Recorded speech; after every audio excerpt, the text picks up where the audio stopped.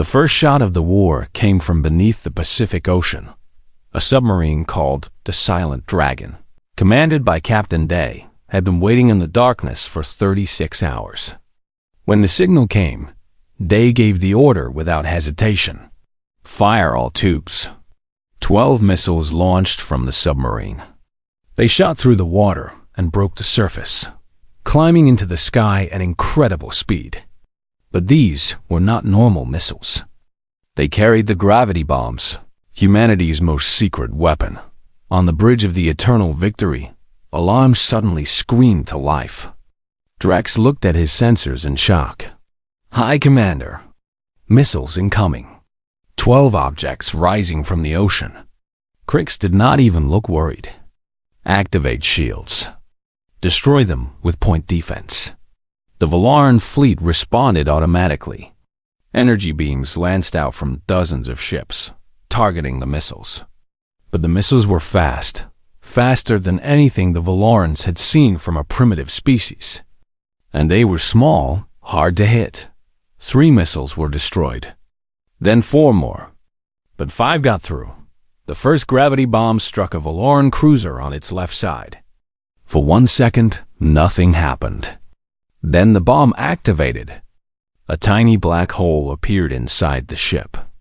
It lasted for exactly 3 seconds. But 3 seconds was enough. The entire middle section of the cruiser collapsed inward, twisted like paper, and then exploded outward as the black hole vanished. The ship was gone. Just gone. 1,000 Valoran soldiers died in an instant. 4 more bombs hit 4 more ships. The results were the same.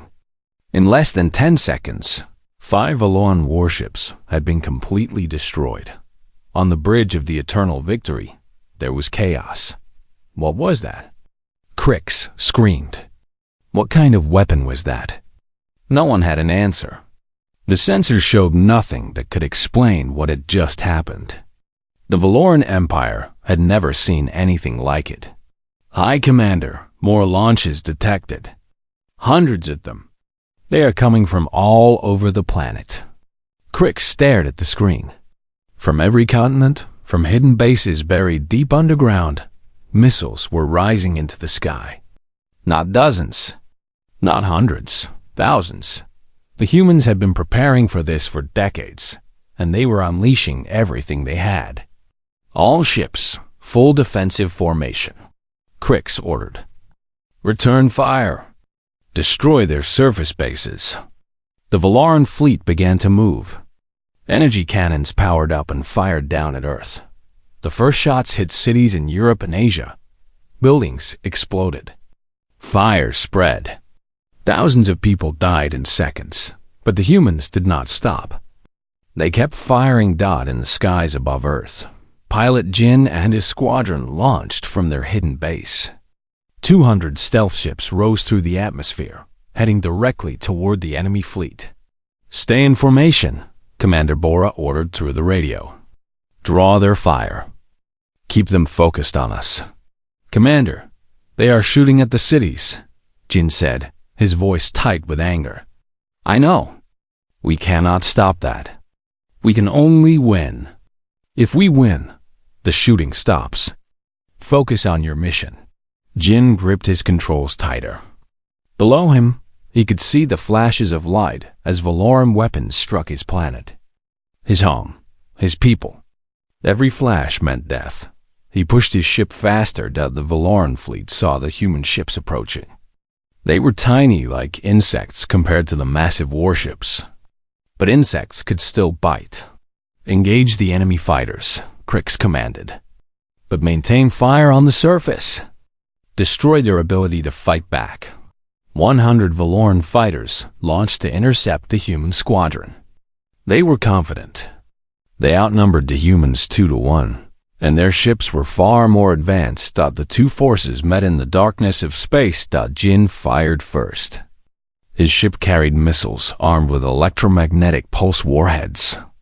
They were designed not to destroy, but to disable.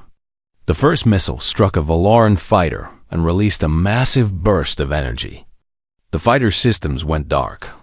It drifted helplessly, dead in space dot around him. His squad mates did the same. The human ships were faster and smaller than the Valorans expected. They moved like nothing the aliens had ever seen, dodging fire and striking back with precision. Their shields are weaker on the bottom, Bora called out. Target the undersides. The battle became a dance of fire and metal. Human ships twisted and turned, firing constantly. Valoran fighters exploded one by one. But humans died too. Jin saw ships around him vanish in balls of flame. Friends he had trained with for years, gone in an instant. Hold the line. Bora screamed. The main attack is coming. From behind the moon, 37 ships appeared. They were larger than the fighters, each one carrying a full crew and heavy weapons. Moonbase 1 had launched its entire fleet. The ships accelerated toward the Valoran formation. At their head was the flagship, the New Dawn, commanded by Admiral Hyan himself. He had come out of retirement for this. He had trained for this. He would not fail. All ships, target the enemy command vessel, Hyan ordered. Everything we have. The New Dawn and its escort ships opened fire. Railgun rounds, traveling at speeds no Valoran could track, slammed into the Eternal Victory. The first round punched through the shields. The second tore into the hull. The third destroyed an engine. On the bridge, Crix was thrown to the floor as his ship shook. We are under attack from multiple directions. Drax shouted. Our shields are failing. Impossible. Crix pulled himself up. How do they have ships? How do they have weapons that can hurt us? Aye, Commander. We have lost 200 ships. 200 more are damaged. Their weapons are cutting through our shields like they do not exist. Crix looked at the tactical display. His perfect formation was falling apart. Fires burned across his fleet. Ships were dying everywhere. And the humans kept coming, wave after wave, endless and furious. He had made a terrible mistake. He understood that now. These humans were not primitive. They were not weak. They had been hiding their strength, waiting for exactly this moment. On the surface of Earth, General Park watched the battle through satellite feeds. His missiles were hitting their targets. His ships were fighting well. But the cost was high. The Valoran weapons had destroyed 12 cities already. Millions of people were dead. Keep firing, he said quietly. Make them pay for every life they have taken. In the sky, Jin found himself alone. His squadron had been reduced to 50 ships. Commander Bora was dead, her ship destroyed by a direct hit. But they had done their job. They had drawn the enemy's attention while the main fleet attacked. All remaining fighters pulled back to low orbit. Someone ordered through the radio. Regroup and prepare for the second wave. Jin turned his ship around. As he flew back toward Earth, he looked at the battlefield behind him. Wreckage filled the space around his planet. Some of it was human. Most of it was Valoran. For the first time since the invasion began, he felt something other than fear. He felt hope. The battle was not over. The Valorans still had nearly 1,000 ships remaining. But they were scared now. They were retreating to form new defensive positions. They had expected an easy victory, and instead they had found a war. Commander Yuna received the reports in her command center. She allowed herself a small smile. Phase 1 is complete, she said. We have hurt them badly, but they still outnumber us. Prepare for Phase 2. We do not stop until every last one of them is gone from our sky. The war had only just begun. 72 hours had passed since the first shot. The space around Earth had become a graveyard. Broken ships drifted in the darkness, some Valoran, some human. Emergency beacons blinked in the silence, calling for help that would never come. High Commander Crix stood on what remained of his bridge. The Eternal Victory had taken heavy damage. Half of his crew was dead. 3 of his 4 engines were destroyed, but he was still alive, and he still had 800 warships under his command. "We must retreat," Drek said. His face was burned, and his left arm hung useless at his side. "Aye, Commander, we cannot win this battle." Crick stared at the tactical display.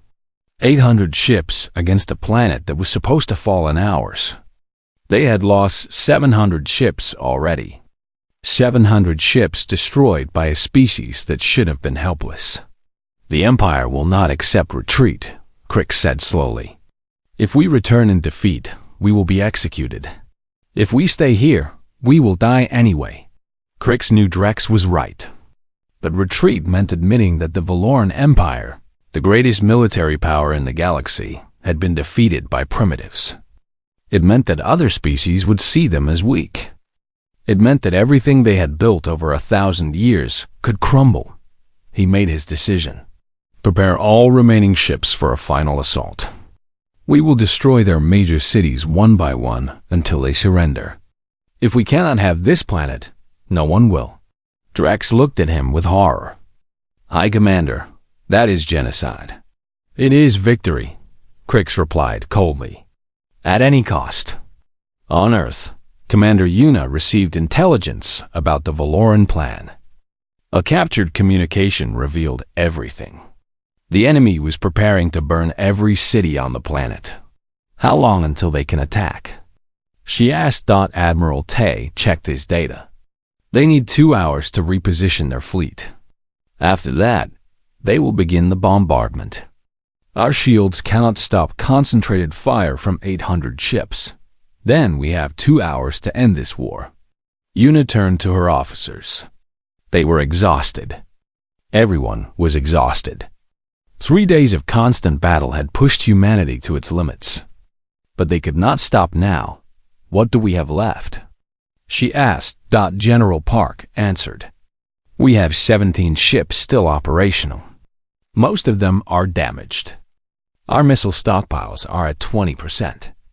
Ground forces are holding, but they are tired." "What about the special project?" Yuna looked at Dr. J, who had been silent until now. The scientist stepped forward. She was small and young, barely 30 years old, but she had built the gravity bombs that had saved Earth. "It is ready, Commander. I was hoping we would not need it. What is it?" Hyan asked through the communication link. He was still aboard the New Dawn, which had survived the battle so far. Dr. J pulled up a holographic display. It showed a device small enough to fit in a single ship. "I call it the Void Engine. It is based on the same technology as the gravity bombs, but much more powerful. Instead of creating a small black hole for 3 seconds, this creates a gravitational wave that spreads outward in a sphere." "What does it do?" Park asked. "It disables every electronic system within 5,000 kilometers. Shields, weapons, engines, life support. Everything stops working. The effect lasts for approximately 10 minutes. The room was silent. "Every system?" Hyan said slowly. "Including our own?" "Yes. Any ship within the blast radius will be completely helpless. But our ships will recover first. We have been preparing for this. Our systems are hardened against the effect. Theirs are not." Yuna understood immediately. "If we can get this device into the center of their fleet and activate it, we can disable 800 ships at once. Then we can destroy them before they recover." "The problem," Dr. J said quietly, "is that someone has to deliver it. The device is too large for a missile. It needs to be carried by a ship. And that ship will be caught in the blast as well. The pilot will have no shields, no weapons, no engines. They will be completely defenseless in the middle of the enemy fleet." No one spoke. They all understood what that meant. "I will do it," said a voice. Everyone turned. It was Pilot Wu. He was young, barely 25 years old. His face was covered in cuts from a crash landing the day before. His ship had been destroyed, and he had been waiting for a new assignment. "You understand what this means?" Yuna asked. I understand. Someone has to do it. I have no family. No wife, no children. If I die, no one waits for me at home. But if I succeed, millions of families will survive. Hyan's voice came through the speaker. Son, there might be another way. There is no other way, Wu said firmly. I have read the reports. The Valorans are preparing to destroy everything. If they succeed, everyone dies. My life against 8 billion lives? That is not a hard choice. Yuna looked at the young pilot for a long moment. Then she nodded. Get him a ship. The fastest one we have. Wu was given a small interceptor, rebuilt overnight by engineers who did not sleep. The Void engine was installed in the cargo bay. He was briefed on the mission. Fly directly into the center of the enemy fleet. Activate the device. Try to survive. He launched at dawn on the 4th day. The Valoran fleet was still reorganizing when they detected the single ship approaching. Crix watched it on his damaged screens. One ship? He said, confused. What are they doing? It is moving very fast, High Commander. Our fighters cannot intercept it in time, then shoot it down. The Valoran fleet opened fire, but Wu was the best pilot Earth had ever produced. He twisted and turned through the barrage, avoiding shots that should have been impossible to avoid. His ship took hits, lost pieces, caught fire. But he kept flying. Why does it not retreat? Drex wondered aloud. It must know it cannot survive.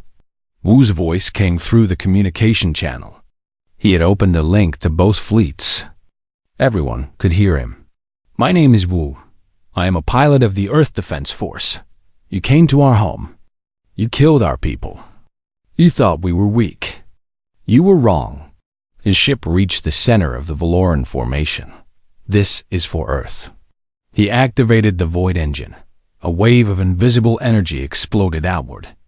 It moved at the speed of light, passing through every ship within 5,000 kilometers. Shields flickered and died. Engines went silent. Weapons powered down. 800 Valoran warships became 800 helpless pieces of metal drifting in space. On the Eternal Victory, Crix watched in horror as every system on his ship went dark. Emergency lights came on, dim and red. The air recyclers stopped. The gravity generators failed. He floated helplessly in his own bridge. What happened? He screamed. What did they do? No one could answer. No one could do anything. But on Earth, the human fleet was already moving. Their systems recovered in 3 minutes, just as Dr. J had predicted. Admiral Hyan led the attack personally. All ships weapons free. Destroy them all. The human fleet fell upon the helpless Valorans like wolves on sheep.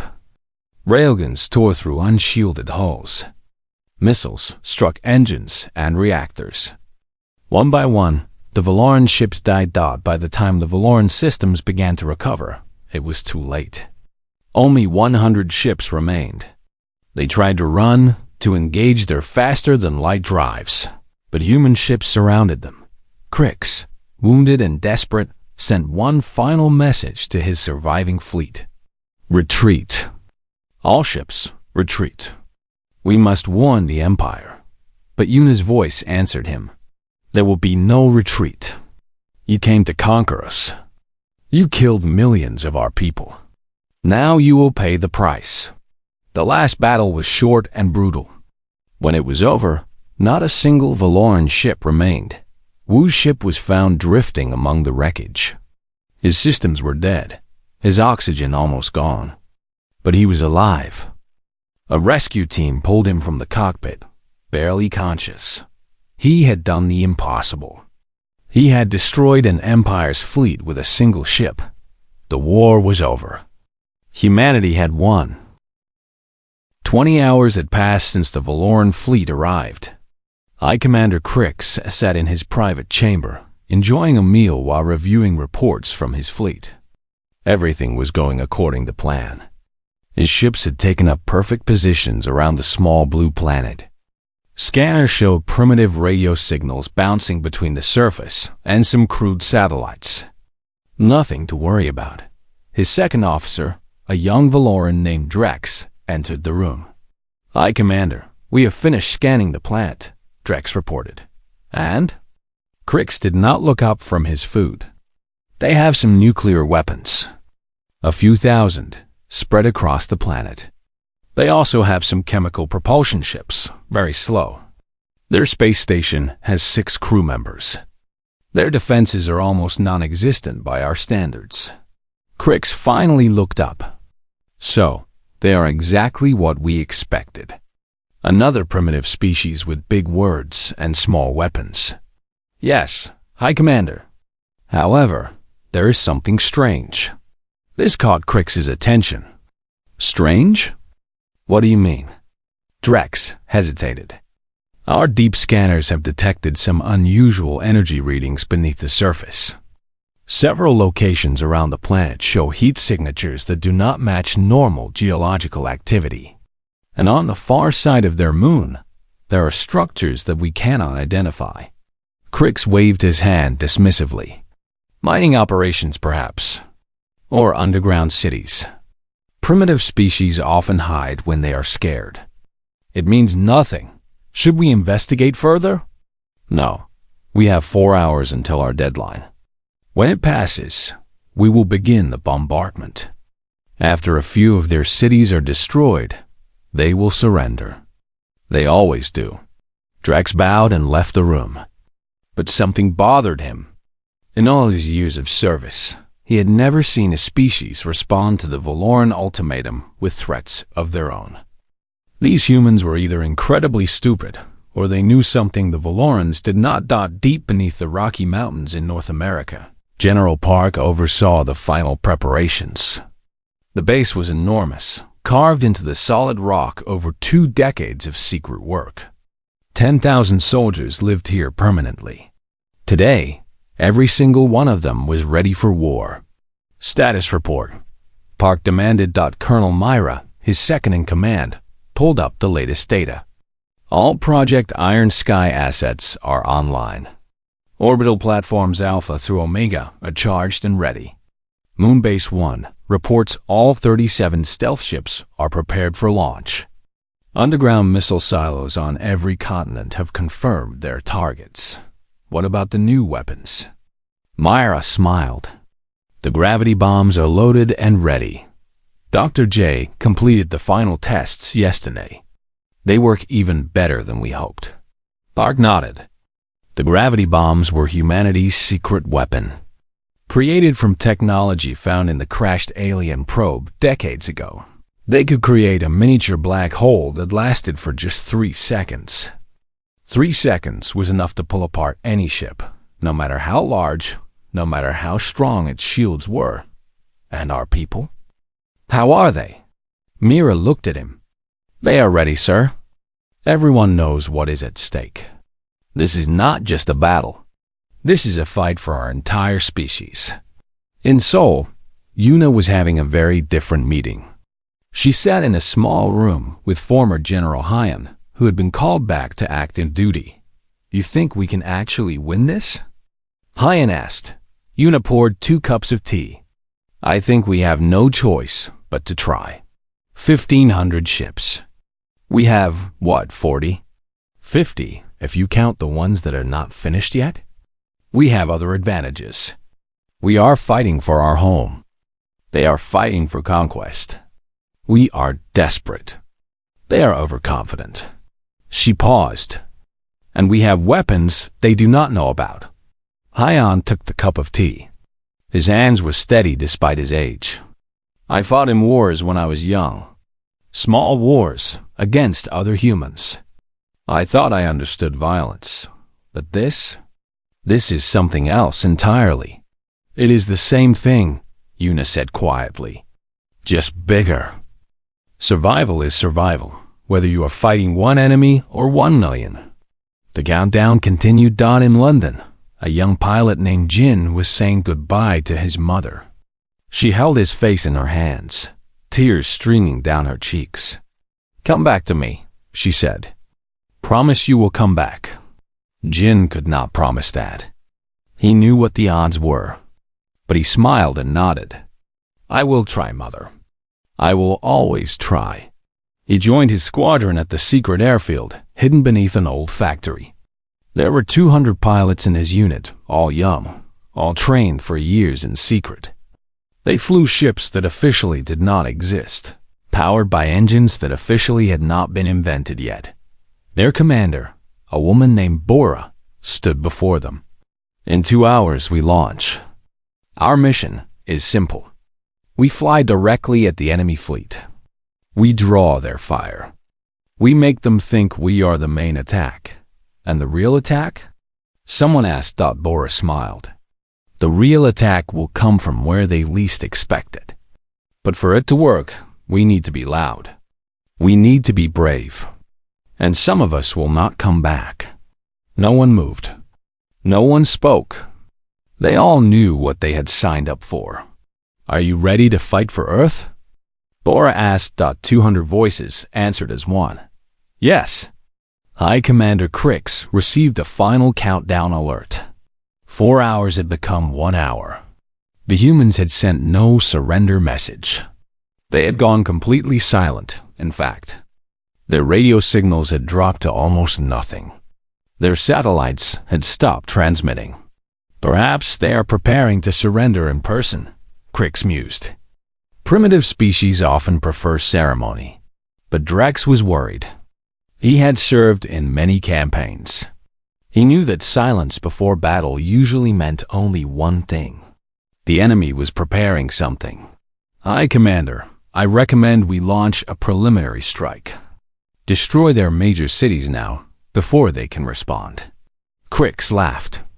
"You worry too much, Drex. What can they possibly do against 1,500 warships?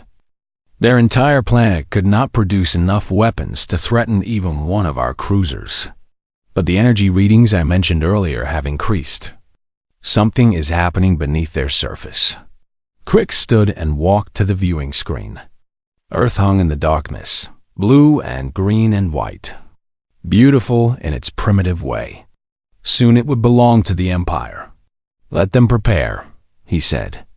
"Let them launch their pathetic rockets and fire their chemical weapons.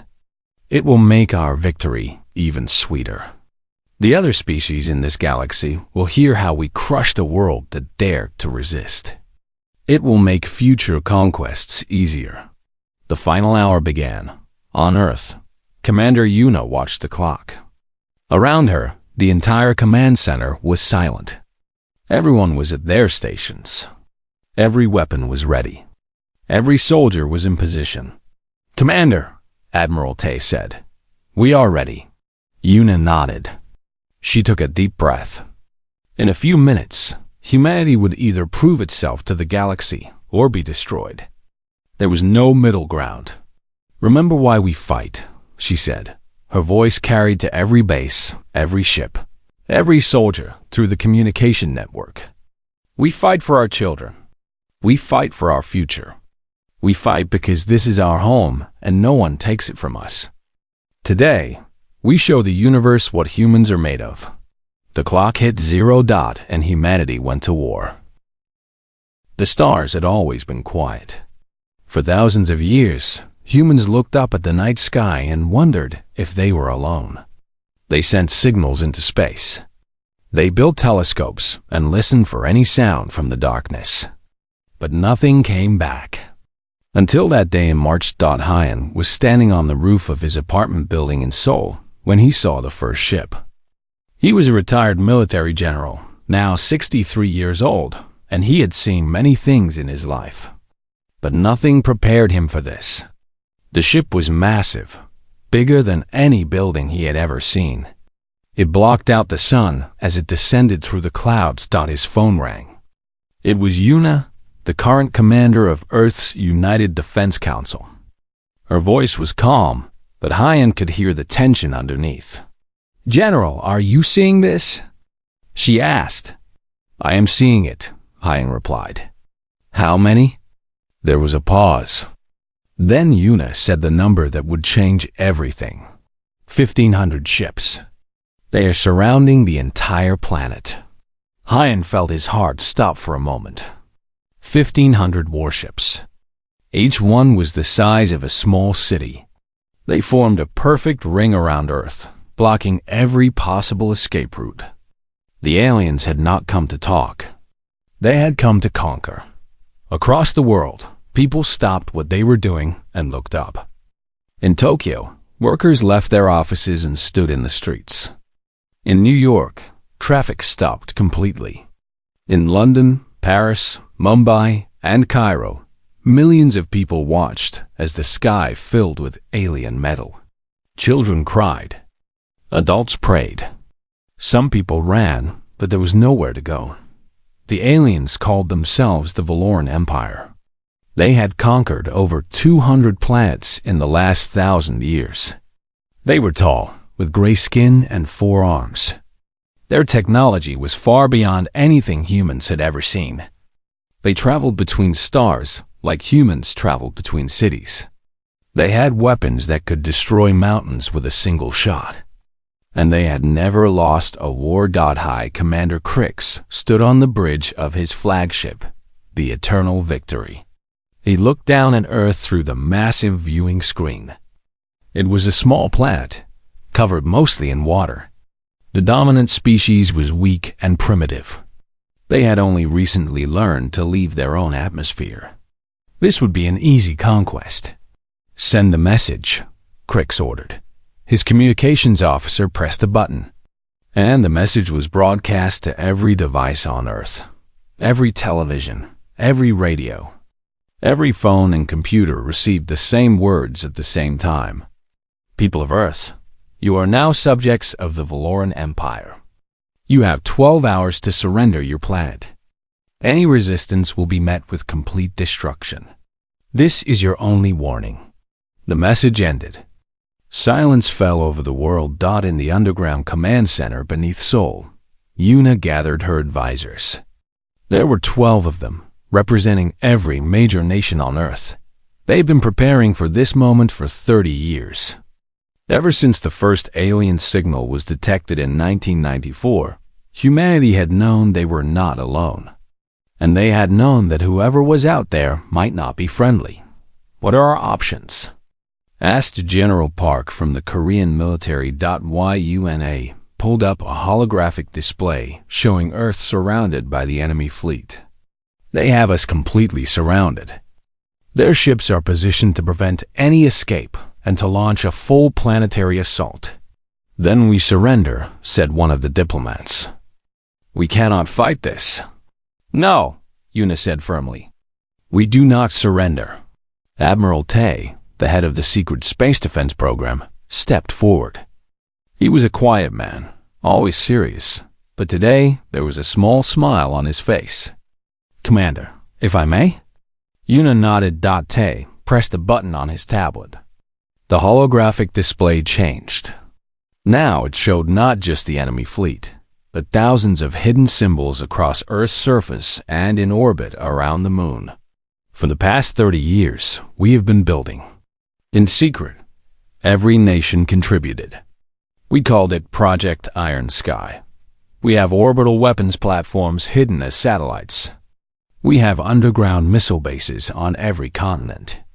We have ships of our own, hidden on the dark side of the moon. And we have something else. He paused for effect. We have nuclear weapons modified with technology we reverse engineered from an alien probe that crashed in 1987. Our weapons can penetrate their shields. The room was silent. Then General Park spoke. You are telling us we can fight? I am telling you, Tay said, that they made a very big mistake coming here. Yuna looked at the faces around her. Some were scared. Some were hopeful. All of them were waiting for her decision. She thought about her daughter, Sue, who was only 15 years old. She thought about all the children on Earth who would grow up as slaves if they surrendered. She thought about every human who had ever lived and died, fighting for freedom and survival. "Contact the aliens," she said finally. "Send them a message." The communications officer typed quickly. "What should I say, Commander?" Yuna stood tall. "Tell them this. Tell them that the people of Earth do not surrender. Tell them they have 24 hours to leave our solar system. And tell them that if they stay, they will die here." The message was sent. On the bridge of the Eternal Victory, High Commander Crix received the reply. He read it twice, not believing what he was seeing. Then he started to laugh. His officers joined him, and soon the entire bridge was filled with the sound of alien laughter. "These creatures are mad," Crix said. "They have nothing. They are insects before us. Yet they dare to threaten the Valoran Empire." He wiped tears from his eyes, still chuckling. "Let them have their 24 hours. Let them prepare their pathetic defenses. When the time comes, we will crush them so completely that other primitive worlds will hear of this and know that resistance is pointless. But far below, in the hidden bases beneath mountains and oceans, humans were already preparing. Missiles were being loaded. Pilots were climbing into their ships. Soldiers were checking their weapons. And across every nation, people were not panicking anymore. They were getting angry. The Valorans did not know it yet, that they had just made the worst mistake in galactic history. 6 months had passed since the Battle of Earth. The wreckage had been cleared from orbit. The damaged cities were being rebuilt. Memorials stood in every nation, honoring the millions who had died in the invasion. But humanity was not the same. They had looked up at the stars and seen monsters. And they had won. Commander Yuna stood before the United Nations, now renamed the Earth Defense Council. Every leader of every nation was present. The room was silent as she spoke. 6 months ago, we faced extinction. An empire that had conquered 200 worlds thought they could add Earth to their collection. They were wrong. We fought. We bled. We lost millions of our brothers and sisters. But we survived. She paused, looking at the faces before her. The Valoran Empire is not destroyed. They lost their invasion fleet, but they still control vast territories across the galaxy. They will come back. Maybe not today, maybe not tomorrow, but they will come. We must be ready. General Hines stood beside her. He had aged 10 years in 6 months. The battle had cost him much, but his eyes were still sharp, still determined. "We have begun construction of a permanent defense fleet," he announced. "Using technology captured from the Valorans and designs created by Dr. J and her team, we will build ships capable of traveling between stars. We will no longer wait for enemies to come to us. We will meet them before they reach our home." The room erupted in applause. Far across the galaxy, in the throne room of the Valoran Empire, the news had spread like fire. The Emperor himself had demanded answers. How had a primitive species destroyed 1,500 warships? How had the greatest military force in known space been defeated by creatures that had only recently learned to leave their own atmosphere? The surviving officers had been executed. The admirals who had approved the invasion had been imprisoned. And across the Empire, a new feeling was growing: fear. Other species had heard the story too. The Cretan Collective, a race of traders who had lived under Valoran rule for centuries, began to whisper among themselves. If humans could defeat the Empire, perhaps they were not as invincible as they seemed. The Norran Assembly, a group of scientists who had surrendered to the Valorans without fighting, started secret research projects. If humans could build weapons to penetrate Valoran shields, perhaps they could too. And in the darkest corners of conquered worlds, rebels who had given up hope began to organize again. On Earth, Pilot Wu had become a legend. He spent 3 months in the hospital recovering from his injuries. When he finally emerged, he found that every child on the planet knew his name. They called him the Dragon of Earth, the man who had killed an army with a single ship. he did not feel like a hero. He had nightmares every night about the battle. He saw the faces of friends who had died. He heard the screams of people in burning cities. The weight of what he had done pressed down on him constantly, but he understood his duty. When they asked him to lead the new pilot training program, he accepted. "You will learn to fly," he told his first class of students. "You will learn to fight. But more importantly, you will learn why we fight. We do not fight because we enjoy war. We do not fight because we want power. We fight because this is our home, and we will never let anyone take it from us." Dr. J continued her research in a massive new facility built beneath the Korean mountains. Her team had grown from 12 scientists to over 1,000. They studied every piece of Valoran technology they could find. They built new weapons, new shields, new engines. The Void engine was just the beginning, she told Commander Yuna during an inspection. "We have discovered how their faster-than-light drives work. In 2 years, we will have ships that can travel to other star systems.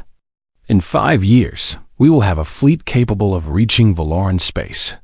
Yuna looked at the gleaming new technology. "And then what?" Dr. J met her eyes. "That depends on them. If they leave us alone, we leave them alone. But if they come again, we will not just defend. We will attack. We will take the war to their home as they brought it to ours." The galaxy watched Earth with new eyes. Ambassadors from species that had never contacted humanity before sent messages.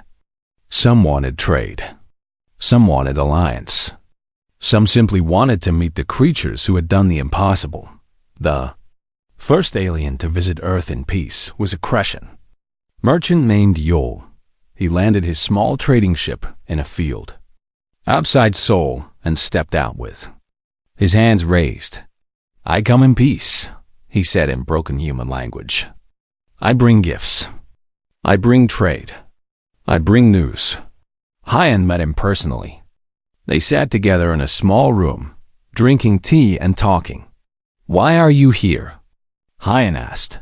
Yol's translated voice was soft. "Because you have done what no one else could. You have shown us that the Valorans can be beaten. For 300 years, my people have lived under their rule. We had forgotten what hope felt like. You have reminded us." "We did not fight for you," Hyan said honestly. "We fought for ourselves." "I know, but the effect is the same. Already, there are rebellions on a dozen worlds. The Empire is sending troops to crush them, but they are afraid now. They do not know how many other species might have hidden weapons. They do not know who else might be waiting for a chance to strike." Hyan considered this. "And you want our help?" "Not yet. You are not ready. But someday, perhaps. Someday, when your fleet is strong enough, you might choose to help others as you helped yourselves." The meeting ended with a trade agreement. Crescent technology for human resources. It was the first of many such agreements. Earth was no longer alone in the universe. It was becoming part of something larger.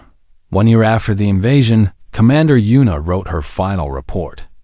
It was classified at the highest level, meant only for future leaders of Earth. In it, she described everything that had happened. The fear, the sacrifice, the victory. But her final words were not about the past. They were about the future. "We have proven ourselves," she wrote. "We have shown the galaxy that humanity is not to be underestimated. But this is only the beginning. The universe is vast and full of dangers. There will be other empires, other threats, other wars. We must remain vigilant. We must remain united. And we must never forget what we learned in those terrible days, that when humanity stands together, nothing in the universe can break us." She signed the document and sealed it, outside her window. The sun was setting over Seoul. The city was rebuilt now, stronger than before. Children played in parks that had been craters a year ago. Families ate dinner in homes that had been ashes. and far above, the first ships of the new Earth Defense Fleet patrolled the stars, watching for any sign of danger. The Valoran Empire had learned their lesson. They would not attack Earth again, but across the galaxy, in 1,000 different languages, species told the story of the invasion. They called it by many names: the Earth War, the Human Victory, the Fall of the Valorans. But among those who had survived, among those who had been on those 1,500 ships that had expected an easy conquest, it was known by another name, the worst mistake in galactic history, and it had only been the beginning.